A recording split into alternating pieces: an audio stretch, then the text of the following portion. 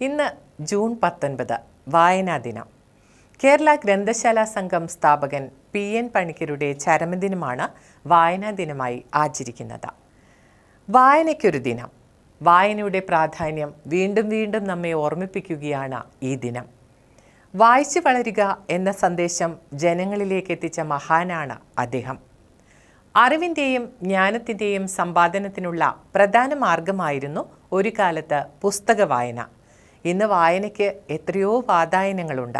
ഇതൊക്കെയാണെങ്കിലും വായനയ്ക്ക് കൊടുക്കുന്ന പ്രാധാന്യം കുറഞ്ഞെന്ന് പറയാനാവില്ല.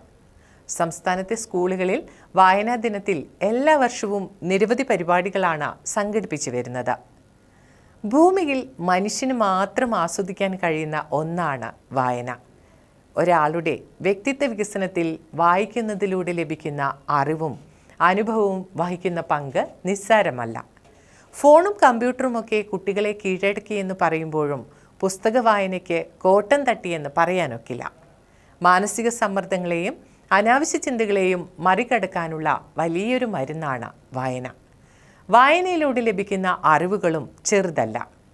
കുഞ്ഞുണ്ണി മാഷ് പറഞ്ഞതുപോലെ, വായിച്ചാലും വളരും, വായിച്ചില്ലേലും വളരും. വായിച്ച് വളർന്നാൽ വിളയും, വായിക്കാതെ വളർന്നാൽ വളയും. കൂടുതൽ വാർത്തകളും വിശേഷങ്ങളും അറിയാൻ മലനാട് ന്യൂസ് ഫേസ്ബുക്ക് പേജ് ലൈക്ക് ചെയ്യുക, ഫോളോ ചെയ്യുക. യൂട്യൂബ് ചാനൽ സബ്സ്ക്രൈബ് ചെയ്യുക.